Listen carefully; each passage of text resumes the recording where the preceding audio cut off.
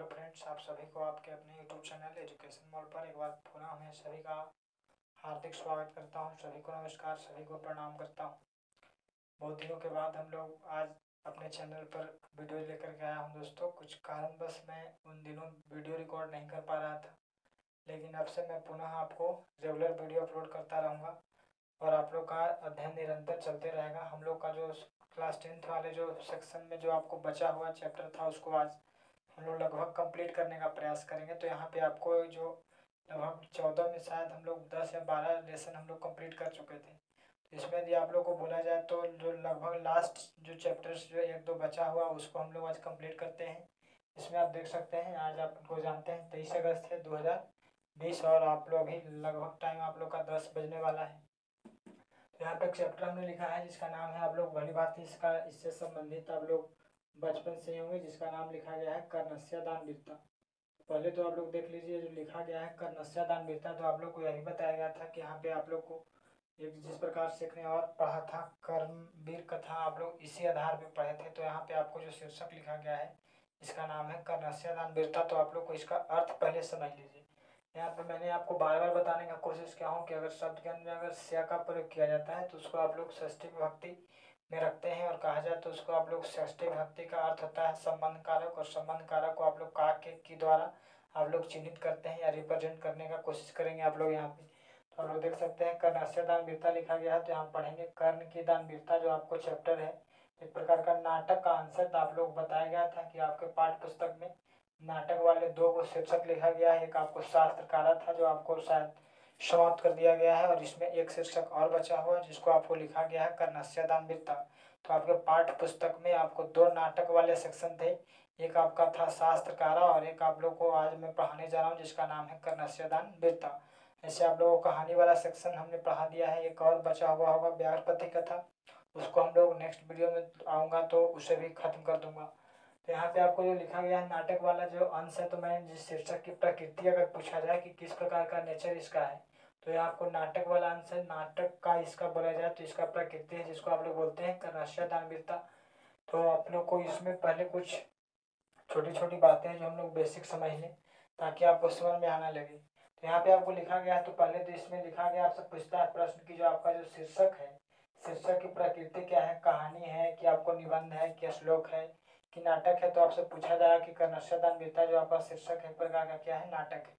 इसके बाद यदि बात किया जाए तो आपसे यही पूछता है कि आपको कहाँ से लिया गया है, किस ग्रंथ से लिया गया है, कौन इसके रचनाकार है। तो इस तरह से आपको पूछा जाता है। तो आपको यहाँ पे लिखा गया है कि कर्णस्य दान वीरता जो आपका शीर्षक है, इसके लिखा है आपको इनका लेखक जो है इनका नाम है भास। तो आपसे पूछा जाएगा कि कर्णस्य दान वीरता शीर्षक के लेखक कौन है। तो कर्णस्य दान वीरता शीर्षक के लेखक अगर बोला जाए तो भास हो जाएंगे। और लिया गया कहाँ से है, तो यहाँ पे आपको ये भी ध्यान रखना है, यह आपको लिया गया है दोस्तों कर्ण भार से। कर्ण भार, तो कर्ण भार एक एकांकी है, नाटक का एक रूपांतरण है। तो आपसे पूछा जाएगा यहाँ से कि आपको कर्णस्य दान वीरता कहाँ से लिया गया है, तो कर्ण भार से लिया गया है। और इसका लेखक कौन है, तो इसका अगर लेखक पूछे तो आपको याद रखना है यहाँ पे भास यहाँ पे लिखा गया है। और यदि आपको बोला जाए कि किस ग्रंथ से लिया गया है, तो आपको महाभारत यहाँ पे लिखा गया है। तो महाभारत जैसे ग्रंथों में आप लोग रामायण महाभारत को जो आप लोग जैसे जिक्र करते हैं, तो इसमें आपको महाभारत जैसे ग्रंथ में आपको जो उसमें जो युद्ध हुआ है महाभारत का, तो उसी से आपको एक छोटा सा शीर्षक के रूप में आपके पाठ्य पुस्तक में लिख दिया गया है। तो पहले तो यह समझिए कि आपको जो महाभारत से पहले तो आप लोग को यह शीर्षक का प्रकृति बताया कि कर्णस्य दान वीरता शीर्षक का प्रकृति क्या है, तो नाटक है। क्या है, नाटक है। इसका लेखक पूछे तो कौन है, भास है। किस ग्रंथ से लिया गया है, तो महाभारत से। तो महाभारत के किस अंग से, तो कर्णभार से लिया गया है। तो भास द्वारा रचित कर्णभार से लिया गया है। तो आपको महाभारत की कहानी है दोस्तों, तो उसी में से आपको कर्णस्य दान वीरता शीर्षक में बोल रहा हूँ कि आपके पाठ्य पुस्तक में दिया गया है। जैसे आप लोग कर्ण की दान वीरता का नाम सुनते होंगे, जैसे अगर बोला जाए तो आप लोग जैसे आप लोग सुनते होंगे कि अगर आज के समय में बोला जाए तो आज तो के समय तो ऐसा कोई दानवीर है नहीं जो बोला जाए तो आपको आज भी इस व्यक्ति का नाम जीवित है जिसको बोलते हैं कर्ण। अगर सत्य बोलने में आता है तो उसको बोलते हैं क्या, हम लोग बोलते हैं राजा हरिश्चंद्र का नाम आता है। उसी प्रकार से अगर दान देने में अगर किसी व्यक्ति का प्रथम स्थान पे नाम आता है तो उसका नाम है कर्ण, क्योंकि कर्ण ऐसा दानवीर आज तक इस धरती पर किसी ने जन्म नहीं लिया है। तो इसीलिए हम लोग को ध्यान रखना है कि आपसे पूछा है कि सबसे बड़ा दानी यहाँ पे है, तो कर्ण जो आपका जो मुख्य पात्र है शीर्षक का, उसी से संबंधित हम लोग को चर्चा करना है। इसका पहले जीवन परिचय आप लोग समझ लीजिए। इस शीर्षक का जो मुख्य जो बोला जाए तो मुख्य पात्र है दोस्तों कर्ण। तो कर्ण के बारे में कहा जाता है कि कर्ण किसका पुत्र है, तो कर्ण आपको कहता है कि कुंती का पुत्र है। किसका पुत्र है? कुंती का। तो यहाँ पे आपको ध्यान रखना है, ये भी आपसे पूछेगा कि कर्ण की माँ का क्या नाम था, तो कर्ण का माँ का नाम यहाँ पे क्या हो जाएगा? कुंती। तो यहाँ पे कुंती का पुत्र है, तो इसके जन्म से कुछ संबंधित कुछ रहस्यमयी बातें हम लोग को समझना है। इनके माँ के बारे में कहा जाता है कि इनकी माँ बचपन से ही पूजा पाठ अक्सर किया करती थी, और पहले के ज़माने आप लोग जानते थे कि पूजा पाठ करने के दरमियान क्या होते थे, बहुत सारे ईश्वर अपना प्रसन्न हो जाते थे और प्रसन्न होकर के उनको वरदान वगैरह देने का प्रयास करते थे, जो उनका इच्छा है जो वरदान के रूप में मांग सकते हैं। तो कुंती जो कहा जाए, तो कुंती जो कन्या थी, कुमारी कन्या थी, और यह पूजा पाठ जब बचपन से ही किया करती थी। कुमारी कन्या होने के बावजूद यह पूजा जो पाठ करने में अपना कहा जाए तो निरंतर पूजा पाठ करती रहती थी। तो इसी दरमियान क्या होता है कि इनको इनसे इनके पूजा पाठ से प्रसन्न होकर के सूर्य भगवान कहा जाए तो चाहे कोई भी भगवान आपको क्या है, इनसे प्रसन्न होकर के इनको वरदान देने के लिए आते हैं। और इनको एक ऐसा वरदान मिलता है कि उस वरदान में कहा गया था कि आप किसी भी ईश्वर को अगर अगर नम आंखों से बोला जाए तो आप किसी भी ईश्वर को अगर सच्चे दिल से अगर पुकारिएगा तो आपके सामने वह प्रकट हो जाएंगे, और प्रकट होंगे तो वह खाली हाथ नहीं जाएंगे, कुछ न कुछ आपको दे करके जाएंगे। अपने जैसा सूर्य पुत्र भी देकर जा सकते हैं, इसमें किसी प्रकार का दो राय नहीं है। तो पहले तो आप लोग समझ लीजिए कि कुंती जो है दोस्तों बचपन से ही पूजा पाठ किया करती थी, कुंवारी थी तब से। तो इनसे ईश्वर प्रसन्न होते हैं और इनको एक वरदान देते हैं कि आप यदि किसी भी सच्चे दिल से ईश्वर को पुकारिएगा तो आपके सामने वह प्रकट हो जाएंगे, और जब प्रकट होंगे तो कुछ न कुछ वरदान दे करके जाएंगे, अन्यथा ऐसे खाली हाथ जाने वाले नहीं। तो यहाँ पे आपको यहाँ ध्यान क्या देना है, तो यहाँ पे वही दशा होता है कि कुंती, एक बार की बात है कि कुंती को वरदान मिल चुका था, तो उसी के दरमियान यहाँ पे क्या होता है कि कुंती ने सोचा अपना ट्राई करके देखते हैं कि जैसे आपको कोई बोला कि अगर कोई बोला जाए आपको कि आपको एक ऐसा जादू है कि आपके पास ऐसा जादू है कि चुटकी बजाइएगा तो इस कमरे में जो भी विद्यार्थी बैठे हुए अगर मान लिया जाए सभी लोग गायब हो जाएंगे, तो आप भी के पास अगर बोला जाए कि आपके पास ऐसा क्षमता है तो आप तो चेक करने में आप चुकिएगा नहीं, आप तो चेक करिए सकते हैं। तो उसी प्रकार से कुंती को जब यह वरदान मिला कि आप सच्चे दिल से यदि ईश्वर को पुकारिएगा तो आपके सामने वह प्रकट हो जाएंगे और आपको प्रकट होकर के कुछ वरदान देंगे। इन्होंने ट्राई मारने का कोशिश किया, मतलब एक प्रकार से बोला जाए तो प्रयास कर रहे थे, कोशिश कर रहे थे, यह कोशिश कर रहे थे कि आपको किसी प्रकार देखते हैं कि ईश्वर हमारे सामने प्रकट होते हैं कि नहीं। तो जब कुंती ने सच्चे दिल से क्या करते हैं कि ईश्वर को प्रार्थना करते हैं सूर्य भगवान का सुबह उठ करके। ऐसे आप लोग जानते हैं कि सुबह उठ करके लोग अपना स्नान ध्यान करके सूर्य भगवान को क्या करते हैं, अपना जल अर्पण करते हैं। उसी दरमियान कुंती भी क्या कर रही थी, जल अर्पण करने का कार्य कर रही थी, और जैसे ही सच्चे दिल से उन्होंने प्रार्थना किया तो अपने सूर्य भगवान के समक्ष क्या हो जाते हैं, प्रकट हो जाते हैं। कुंती बेचारी तो डर जाती है, परंतु इसका क्या होता है कि इनको वरदान स्वरूप आपको दिया हुआ था कि इनको एक मतलब बोला जाए कि जो भी इनके सामने ईश्वर प्रकट होंगे वो इनको कुछ न कुछ वरदान देकर ही जाएंगे। तो यहाँ पे क्या करते हैं कि अपने तरह से ही आपको यहाँ पे बोलते हैं, यहाँ पे लिखा गया है कि आपको कुंती को क्या होता है कि आपको बचपन में ही इनके कुंवारी कन्या के दरम्यान भी इनको सूर्य के द्वारा आपको एक पुत्र दे दिया जाता है, जिसको बोला जाता है ऐसे सूर्य पुत्र भी कहते हैं हम लोग। कर्ण को हम लोग सूर्य पुत्र भी कहते हैं, सूर्य पुत्र। तो आपसे पूछा जाए पहली बात तो कि कर्ण की माँ का क्या नाम था, तो आपको पूछा जाएगा तो कुंती बता सकते हैं कि इनका पुत्र है, तो सूर्य पुत्र भी आप इसको संबोधित कर सकते हैं। अब देखिए इसके तत्पश्चात आप लोग देखना है तो आप लोग यहाँ से देख सकते हैं सूर्य पुत्र जो थे, तो सूर्य जब इनके सामने प्रकट होते हैं तो इस सूर्य ने कुंती के पुत्र को कर्ण को एक वरदान दिया था। आप लोग उस वरदान से परिचित होंगे, इसका नाम आप लोग सुने होंगे, जिसका नाम था आप लोग को कवच एवं कुंडल। कवच एवं कुंडल, तो पहले तो आप लोग समझ लीजिए कवच एवं कुंडल आखिर है क्या, इससे संबंधित तो आपसे पूछा जाएगा कि कवच एवं कुंडल की इनकी विशेषता क्या थी, इस जो कर्ण को मिला था सूर्य के द्वारा दिया गया था। तो इसके बारे में आपको कहा जाता है, आप लोग जानते हैं कि कुंडल जो होता है दोस्तों कान में पहनने का एक आभूषण है। तो कुंडल आपको कान का एक बोला जाए तो शोभा बढ़ाने वाला एक चीज़ है, तो कुंडल हम लोग कान में पहनते हैं। और कवच जो होता है पूरे शरीर को ढकने का जो कार्य करता है उसको बोलता है कवच। और इसकी विशेषता यह थी कि कवच और कुंडल जब तक इस कर्ण के शरीर में रहेगा तब तक इसको कहा जाए तो किसी से भय नहीं है। इसको कहा जाए तो इस व्यक्ति को न तो कोई दानव मार सकता है, मतलब न कोई आप लोग राक्षस मान सकता है, इसको हत्या कर सकता है, और न ही कोई कहता है कि देवता हत्या कर सकता है। तो इस कुंडली कवच और कुंडल की ही विशेषता थी, आपको ध्यान रखना है। तो हमने बोला कि कवच और कुंडल आपको इसको वरदान बचपन से ही प्राप्त था, किसको, कर्ण को। कर्ण किसका पुत्र है, तो कुंती का पुत्र है। यहाँ पे आपको ध्यान रखना है। बचपन में इसको क्या वरदान मिला है, तो कवच एवं कुंडल मिला है। कुंडल कहाँ पहनते हैं दोस्तों, कान में पहना जाता है। और कवच की मैं जो बात कर रहा हूँ, तो कवच पूरे बॉडी का, जो कहने का मतलब आपको पूरा जो शरीर का अंग है उसको आपको बचाव करने का कोशिश, बचाव किया जाता है कवच के द्वारा। तो यहाँ पे कवच कुंडल जब तक किसके शरीर में रहेगा तब तक इसको किसी प्रकार से बोला जाए तो डर नहीं है, कोई हत्या वगैरह इसको मार नहीं सकता। यही कवच एवं कुंडल की विशेषता थी।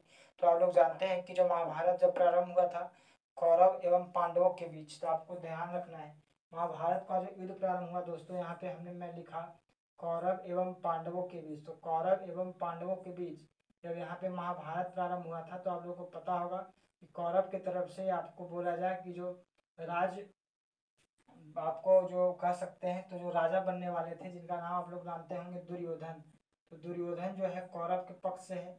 तो दुर्योधन जो राजा है कौरव के पक्ष से है। तो कौरव के बारे में ऐसे आप लोग ये भी जानते होंगे कि कौरव में संख्या 100 थे और पांडव कितने थे, 5 थे। ऐसे आपको नीतीश श्लोका में आपको कुछ बताया गया था, इन लोग से संबंधित कुछ बातें आप हमने किया था। तो कौरव बोला जाए तो 100 की संख्या में, तो कौरव पक्ष का जो बोला जाए यहाँ पे राजा है दोस्तों दुर्योधन। और दुर्योधन का कहा जाता है कि दुर्योधन का मित्र अगर बोला जाए तो उस मित्र था कर्ण। तो दुर्योधन का मित्र कौन है, कर्ण। और जो मित्र कर्ण रहने के तत्पश्चात क्या होता है कि कर्ण इसको, दुर्योधन को हमेशा किसी न किसी क्षेत्र में आपको योगदान करते रहता था। किसी प्रकार का अगर गलत कार्य भी करता था दुर्योधन तो इसको सपोर्ट करता था कौन, कर्ण। तो कर्ण जिधर भी जाता था उधर जीत कर ही आता था।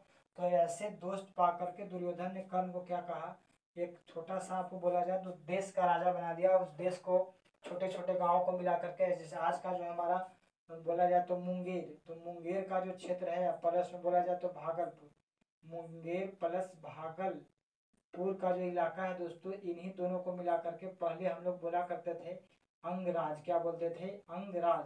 तो अंगराज एक बोला जाए तो यह क्षेत्र है। तो अंगराज क्षेत्र किसको अंतर्गत आता है, तो मुंगेर और भागलपुर का जो क्षेत्र है इसको हम लोग बोलते थे अंगराज। तो अंगराज का राजा बना दिया गया कर्ण को, किनके द्वारा, तो दुर्योधन के द्वारा। तो आपसे पूछा जाएगा कि कर्ण किस देश का राजा था, तो कर्ण आपको अंग देश का राजा है, अंग देश का राजा है। इसीलिए आप लोग कर्ण को अंगराज से भी संबोधित करते हैं। तो कर्ण किस देश का आपको बोला जाए कि राजा है, तो कर्ण के बारे में देखिए इस चैप्टर से आप लोग को 5-7 सवाल जो इंपॉर्टेंट है आपको ध्यान रखना है, ज़्यादा इसमें कुछ विशेष आप लोग को है नहीं। तो हमने आपको बोला कि कर्ण किस देश का राजा बना, अंग देश का राजा बना। तो अंग देश किसके अंतर्गत आता है, आज क्या बोला जाए तो बिहार का जो हमारा मुंगेर और भागलपुर डिस्ट्रिक्ट है, तो इसी का जो क्षेत्र है इसी को हम लोग बोलते हैं अंग। तो अंग देश का राजा बना कौन, कर्ण। किसके द्वारा बनाया गया, दुर्योधन के द्वारा। तो इसीलिए हम लोग इसको अंगराज भी कहा जाता है। तो यह देखिए, तो आपसे प्रश्न पूछा दोस्तों यहाँ पे कि कर्ण किस देश का राजा है, तो अंग देश का राजा है। कर्ण की माँ का नाम पूछा जाए तो आप बहुत बता सकते हैं कुंती। तो कुंती का वर्णन भी आप लोग कर सकते हैं, इसके बारे में मैंने आपको बताने का प्रयास किया। अगर बोला जाए कि कर्णस्य दान वीरता शीर्षक अगर लिया गया है कहाँ से, तो आपको बोलना है कि कर्णस्य दान वीरता जो शीर्षक है कर्णभार से लिया गया है। किस ग्रंथ से लिया गया है, तो महाभारत से लिया गया है। आपसे बोला जाए कि किसके रचयिता कौन है, तो इसका अगर रचयिता बोला जाए तो रचयिता में आप लोग को ध्यान रखना है इनके जो रचनाकार है जिसका नाम है भास। क्या नाम है, महर्षि भास। तो यह भी आपको ध्यान रखना है। और इनका विशेषता था कि जन्म से ही सूर्य के द्वारा आपको वरदान मिला था जिसको बोले थे कवच एवं कुंडल। अब जरा देखिए आप लोग, हमने बोला कि कौरव पक्ष से जो दुर्योधन था, दुर्योधन का सच्चा मित्र है यहाँ पे कर्ण। तो कर्ण को राजा बनाता है दुर्योधन अंग देश का, इसीलिए इसको हम लोग अंगराज भी कहते हैं। तो अब अंग के बारे में मैंने आपको बताया। अब जरा आप लोग समझिएगा, तो कौरव की तरफ से लड़ रहा है यहाँ पे बोला जाए तो कर्ण, और पांडव की तरफ से आप लोग जानते हैं जो अगर धनुधर जो था मुख्य रूप से, जिसको आप लोग बोलते हैं अर्जुन। क्या दोस्तों, अर्जुन आप लोग बोलते हैं। इधर आप लोग कौरव की तरफ से मुख्य धनुधर में आया जाए तो यहाँ पे कर्ण है, इधर से अर्जुन है। ऐसे हम लोग को शास्त्रार्थ में बोला जाए तो ग्रंथों में ऐसा जिक्र किया गया है कि अर्जुन जो था आपको इंद्र का पुत्र था। किसका, इंद्र का। तो इंद्र का पुत्र है इधर अर्जुन, और इधर सूर्य भगवान का पुत्र कौन हो गया, कर्ण। तो सूर्य का पुत्र है कर्ण और इंद्र का पुत्र हो गया आपको अर्जुन। तो महाभारत जब हो रहा है तो इसमें एक न एक पक्ष तो मराएगा ही, कर्ण की हत्या हो या तो अर्जुन की हत्या हो। जब तक किसी न किसी का हत्या नहीं हुआ तब तक आपको बोला जाए तो इस युद्ध का परिणाम होने वाला नहीं था। यहाँ पे होता क्या, आप लोग ऐसे जानते हैं कि सूर्य वगैरह जो है, सूर्य के बारे में आप लोग विशेषता जानते ही हैं कि सूर्य अपना किसी प्रकार का, इसका किसी प्रकार बोला जाए तो निस्वार्थ भाव से लोगों को अपना सहायता करने का इसका आपको बोला जाए तो इसका नेचर रहा है। सूर्य अपना सुबह अपना 6 बजे 5 बजे अपना उदय होता है प्रत्येक दिन, और उदय होकर के अपना लोगों को क्या करता है, सूर्य अपना मुफ्त का फ्री में बांटने का कार्य करता है। तो अपना हमेशा दान देने वाला प्रवृत्ति रहा है सूर्य का। इसका जो पुत्र था कर्ण, तो यह भी अपने दान में हमेशा आगे रहा है। और इसी प्रकार यहाँ हमने बोला कि आपको जो लिखा गया है कि इंद्र का पुत्र बताया गया है किसको, अर्जुन के बारे में। तो आपको यहाँ पे महाभारत जब युद्ध चल रहा है तो आपको यहाँ पे आपको समझना है कि कर्ण के पास है वरदान के रूप में कवच एवं कुंडल। क्या बोला था हमने, कवच एवं कुंडल। तो कर्ण के पास वरदान स्वरूप है आपको कवच एवं कुंडल। तो कवच एवं कुंडल है तब तक कर्ण के पास, तब तो इसको हत्या कर नहीं सकता है। तो इसी परिदृश्य तो आप लोग जानते हैं पांडव के तरफ से जो आपको कृष्ण भगवान थे यह भी थे। तो पांडव के तरफ से आपको भगवान कृष्ण भी थे, और यहाँ बोला जाए तो इंद्र भगवान को क्या किया जाए तो यह भी थे। तो ज़्यादातर आप लोग को ईश्वर जो बोला जाए तो कृष्ण के बारे में आप लोग जानते हैं, एक नंबर का कपटी या छलिया व्यक्ति थे कृष्ण। तो अपना क्या करते हैं कि कृष्ण इंद्र को बोलते हैं कि तुम अपना ब्राह्मण का रूप धारण करके जाओ किसके पास, कर्ण के पास। तो आपको यहाँ पे पर्यायवाची शब्द का प्रयोग किया गया है। इंद्र को आप लोग बोल सकते हैं शक्र का भी आपको संज्ञा दिया गया है, तो शक्र बोलिए या तो इंद्र बोलिए। तो कहीं भी आपको यदि शक्र आए शब्द या तो इंद्र आए तो इसे संबोधित आप कर सकते हैं इंद्र भगवान को। तो शक्र बोलिए या तो इंद्र बोलिए। तो कृष्ण के कहने पर इंद्र क्या जाता है, आपको कर्ण के पास जाता है ब्राह्मण का रूप धारण करके। किसका रूप, ब्राह्मण का। तो आपसे पाठ्य पुस्तक में आपको पहला सवाल लिखा गया है कि ब्राह्मण का रूप धारण करके कर्ण के पास कौन गया था, तो आपको इंद्र लिखे या तो क्या शक्र। तो शक्र को ही हम लोग बोलते हैं इंद्र। तो कर्ण के पास ब्राह्मण का रूप धारण करके आपको जाता है इंद्र। किसके कहने पर, कृष्ण के कहने पर। किस लिए जाता है, कर्ण से कवच एवं कुंडल प्राप्त करने के लिए। जब इसके पास कर्ण के पास जाता है ब्राह्मण का रूप धारण करके इंद्र एवं शक्र, इंद्र या शक्र जाता है किसके पास, कर्ण के पास। तो तत्पश्चात हम लोग क्या होता है कि अगर किसी कोई ब्राह्मण अगर किसी राजा के पास जाएगा तो उसको तो आप लोग जानते हैं कि अगर प्रणाम करेगा तो आपको क्या करता है, कर्ण उस ब्राह्मण को नमस्कार करता है। इसके बदले में जो दीर्घायु भव, एक आपको यहाँ पे शब्द का जिक्र किया गया है जिसको हम लोग बोलते हैं दीर्घायु, दीर्घायु भव। अब समझिए युद्ध चल रहा है महाभारत का, उस दरमियान क्या करता है कि जो इंद्र है इसको इसको दीर्घायु को आप लोग बोल सकते हैं कि दीर्घ जोड़ आयु। तो दीर्घ प्लस आयु, दीर्घ मतलब बोला जाए तो इनकी आयु वृद्धि होगा तब बोलेंगे दीर्घायु भव का जो आपको वरदान दिया जाए या आशीर्वाद दिया जाए। तो आशीर्वाद के रूप में इंद्र क्या करता है कि दीर्घायु भव का आशीर्वाद नहीं देते हैं किनको, कर्ण को, और बोलते हैं कि तुम्हारा यश जो है, कर्ण का जो वरदान मिलता है, बोलता है कि तुम्हारा यश पृथ्वी पर हमेशा बना रहे, पृथ्वी पर हमेशा बना रहे। किस प्रकार यश बना रहेगा, जब तक अगर सूर्य है तब तक तुम्हारा नाम रहेगा, चंद्रमा है तब तक तुम्हारा नाम रहेगा, जब तक पृथ्वी है तब तक तुम्हारा नाम रहेगा। इस तरह से इनको वरदान के रूप में कर्ण को दिया जाता है, परंतु इन्हें दीर्घायु भव का वरदान नहीं दिया जाता है। इसका पीछे आप लोग कारण जान सकते हैं, क्योंकि उनका जो मुख्य कारक, मुख्य जो रीजन रहा इंद्र भगवान या शक्र को बोल सकते हैं जो ऐसा वरदान देने का या आशीर्वाद देने का क्या रहा, क्योंकि महाभारत युद्ध चल रहा था। इस युद्ध के दरमियान में उसकी जल्द से जल्द हत्या करवाना ही इसका मुख्य उद्देश्य रहा कृष्ण का, और किसको बोला जाए तो इंद्र को। तो इसी परिदृश्य से हम लोग देख सकते हैं कि इनको दीर्घायु भव का आशीर्वाद न दे करके बोला गया कि तुम्हारा यश सूर्य की तरह, चंद्रमा की तरह, पृथ्वी की तरह, इस धरती पर उपस्थित पहाड़ों की तरह तुम्हारा यश बना रहे। किनके द्वारा कहा गया, तो इंद्र के द्वारा कहा गया। किनको कहा गया, तो कर्ण को कहा गया। इस बारे में आपको ध्यान रखना है। आगे आपको कहता है कि जब यह सिलसिला चलता है तो उसके बाद कर्ण पूछते हैं इंद्र भगवान या ब्राह्मण से कि आपको क्या चाहिए। तो यहाँ पे आपको कहता है यहाँ पे कि मातराम भिक्षा याचे, यहाँ पे एक शब्द का प्रयोग किया गया है, आप ध्यान से देखिएगा। लिखा गया है महतराम भिक्षा याचे, भिक्षा याचे। तो महतराम भिक्षा याचे कहने का तात्पर्य है कि मुझे भिक्षा चाहिए। तो यह जो आपका स्टेटमेंट है, जो वाक्य है, आपको ब्राह्मण के द्वारा कहा जा रहा है। किससे कहा जा रहा है, तो कर्ण से कहा जा रहा है। तो पहले तो यह स्टेटमेंट कहा गया कि महतराम भिक्षा याचे, मतलब मुझे क्या चाहिए, भिक्षा चाहिए। तो यह कहा किसने, ब्राह्मण ने कहा। तो ब्राह्मण बोला जाए तो इंद्र ने कहा, इंद्र बोला जाए तो शक्र ने कहा। किससे कहा, तो कर्ण से कहा। तो कहा मुझे भिक्षा चाहिए। तो यह कर्ण अपना भिक्षा देने के लिए तैयार होते हैं। ऐसे आप लोग जानते हैं कि ब्राह्मण के लिए आपको गाय दान से बड़ा कोई दान नहीं होता है। तो गाय से बड़ा कोई बोला जाए तो गोदान से महादान कोई है नहीं ब्राह्मण के क्षेत्र के दृष्टिकोण से। तो इसीलिए क्या करता है कि कर्ण सर्वप्रथम, आपको इस क्वेश्चन पे ध्यान देना है, आपको देगा कि कर्ण ने सर्वप्रथम ब्राह्मण को क्या देने की बात कही थी, सर्वप्रथम। तो यहाँ पे आपको एक शब्द पुनः लिखा गया है सहस्त्र गो। सहस्त्र गो कहने का मतलब, सहस्त्र मतलब बोल सकते हैं 1000, और गो बोला जाए तो गाय। तो 1000 गाय देने के लिए सर्वप्रथम कर्ण ने बात किया था किससे, इस ब्राह्मण को। तो लेकिन कहता है यहाँ पे आपको हमने बोला कि कर्ण ने यहाँ पे आपको ब्राह्मण को 1000 गाय देने की पहली बात कही। तो आपसे पूछा जाए कि सर्वप्रथम कर्ण ने ब्राह्मण या इंद्र को क्या देने के लिए कहा था, तो कितना हजार, 1000 गाय देने के लिए कहा। लेकिन यहाँ पे इंद्र कहता है कि नेच्छामी कर नेच्छामी, पुनः एक शब्द का प्रयोग करता है ब्राह्मण यहाँ पे, नेच्छामी।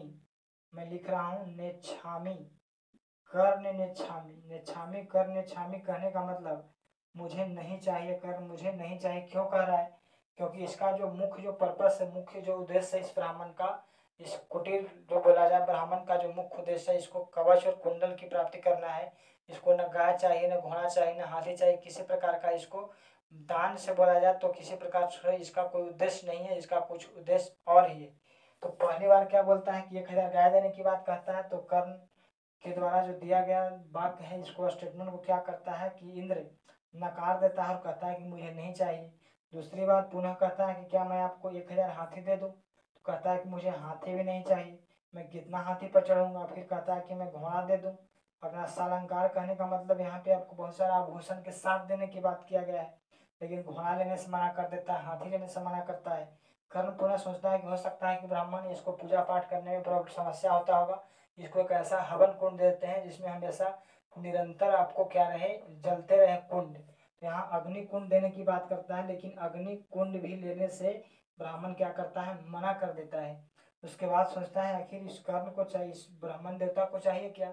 तो बोलते हैं कि आपको क्या मैं पूरा पृथ्वी जीत कर दे दूं। तो पृथ्वी जीत कर देने की बात करता है, तो इसे भी लेने से इनकार कर देता है कौन, ब्राह्मण। तो कर्ण बार बार इसको कुछ ना कुछ देने की बात कर रहा है, परंतु यहाँ पे ब्राह्मण आपको बार बार जो भी चीजें दिया जा रहा है भौतिक से संबंधित, भौतिक जो बोला जाए तो इसे क्या किया जा रहा है, उसको नकारा जा रहा है। किसके द्वारा, आपको इंद्र या शक्र के द्वारा स्टेटमेंट जो दिया जा रहा है, किनके द्वारा, कर्ण के द्वारा। अब अंत में सोचते हैं आखिर कर्ण किस ब्राह्मण देवता को आखिर चाहिए क्या। तो यहाँ पे एक स्टेटमेंट पे यहाँ पुनः एक बात बोलते हैं कर्ण कि क्या मैं अपना सर काट कर दे दूं। तो सर काटने का अर्थ है दोस्तों, उनका सर कब कटेगा, जब इनके शरीर से सब कवच और कुंडल निकल जाएगा तब। जैसे ही कहता है यहाँ पे कर्ण ने जब बात बोला कि मैं अपना सर काट कर दे दूं, तो तुरंत यहाँ पे सर कटने का मैंने आपको अर्थ बताया। इनका सर कब कटेगा, जब इनके शरीर से कवच और कुंडल निकल जाएगा। तो सर कटने का मतलब इन देने की क्या बात करते हैं, कवच एवं कुंडल। जैसे ही कवच एवं कुंडल देने की बात कर्ण के द्वारा कहा जाता है, तो इंद्र जो है आपका, जो इंद्र बोला जाए या शक्र बोला जाए, तुरंत आपको कहता है अल्प कहा जाए, बिना समय व्यतीत किए हुए अपना स्टेटमेंट बोलते हैं, वाक्य बोलते हैं। यहाँ पे लिखता है ददातु ददातु। तो ददातु ददातु बोलने का मतलब दे दो कर्ण, दे दो तुरंत यहाँ पे। तो यहाँ पे कर्ण क्या होता है कि समझ जाते हैं कि आखिर ब्राह्मण जो है पूजा पाठ करने वाला, इसको कवच और कुंडल से क्या मतलब है। इसका मतलब कोई एक्चुअली ब्राह्मण नहीं है, कोई ना कोई छलिया व्यक्ति है। हम लोग क्या किया है, हम लोग को बोला जाए तो हमें एक प्रकार से धोखा देने का कार्य किया है। लेकिन जब ऐसा कहा जाता है, कर्ण जब एक बार अपना जुबान दे देता है, तो आपको बोला जाए कर्ण अपने जुआ से मुँह करता नहीं है। कर्ण को पता चल जाता है कुछ न कुछ यहाँ पे गड़बड़ चल रहा है। यहाँ पे बोला जाए तो कर्ण सोचता है कि यहाँ पे कुछ न कुछ दाल में काला है, लेकिन यहाँ पे कुछ क्या है, पूरा दाले काला कर्ण को नजर आता है। और कर्ण का एक मंत्री है, इसका नाम आपको जिक्र किया गया है सल। क्या दोस्तों, सल।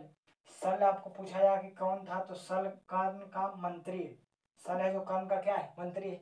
अब समझिएगा आप लोग, सल है जो इसको मना करता है कर्ण को कि मत आप दीजिए इसको, या कोई एक्चुअल वास्तविक ब्राह्मण नहीं है, या बोला जाए तो एक प्रकार का बेस बना करके यहाँ पे आपके सामने प्रकट हो चुका, और कोई ऐसा बात नहीं है।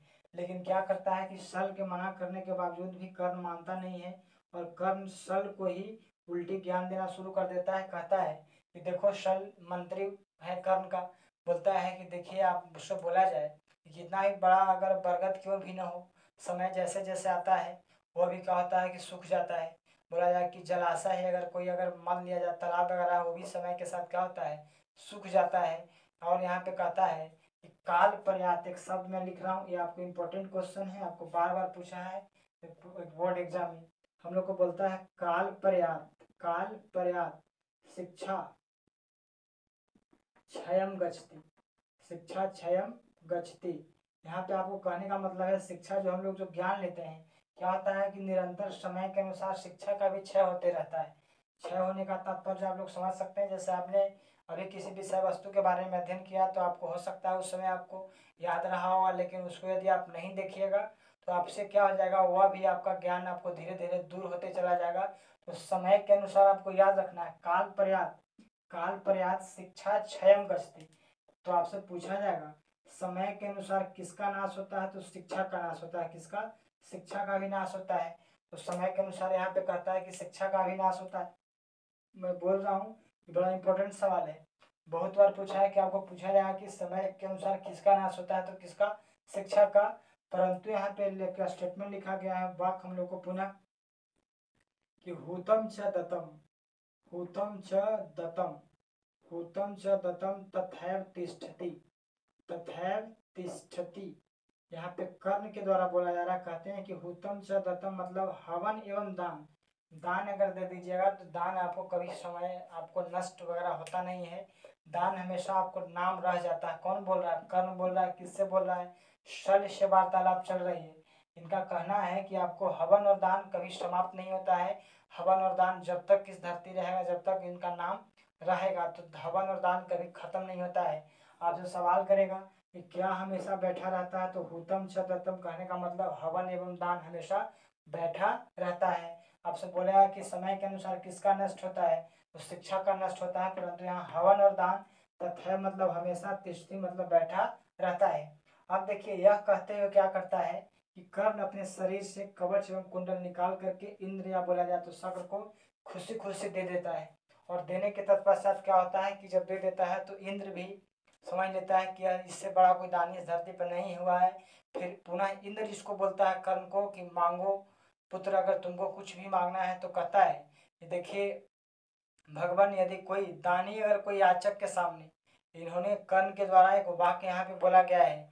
कर्ण कहते हैं यहाँ पे इंद्र को, जब कवच और कुंडल कर्ण के द्वारा इंद्र को दे दिया जाता है तो यहाँ पे इंद्र प्रसन्न हो जाते हैं अपना कवच कुंडल लेकर के। तो पुनः क्या होता है कि कवच कुंडल लेने के तत्पश्चात इंद्र कहते हैं कि तुम मांगो, अगर तुम्हें कुछ चाहिए तो हमसे मांग सकता है वरदान के रूप में, मैं आपको देने के लिए तैयार हूँ। लेकिन आप सोच सकते हैं यहाँ पे कर्ण एक बहुत बड़ी बात कही है। कर्ण यहाँ पे दान देने का कार्य कर रहा है। तो दानी जो होता है, याचक के सामने कभी अगर हाथ फैला दिया तो क्या होगा, उस दानी का कोई वैल्यू नहीं रहा। तो आपको यहाँ पे ध्यान रखना है कि जो दानी व्यक्ति होते हैं याचक के सामने कभी हाथ नहीं फैलाते हैं। अगर हाथ फैलाने का कार्य करते हैं अगर कोई दानी व्यक्ति, तो इससे क्या होता है कि उस दानी व्यक्ति का सम्मान का पात्र नहीं होता है बल्कि अपमान का पात्र होता है। इसलिए यह कथन कह करके क्या करता है, कवच और कुंडल इंद्र को दे देता है। और इस तरह से आपका पाठ क्या होता है दोस्तों, समाप्त होता है। परंतु इस चैप्टर में आपको जो प्रश्न पूछे जाते हैं 4-5, उसको मैं पुनः रिपीट कर देता हूँ।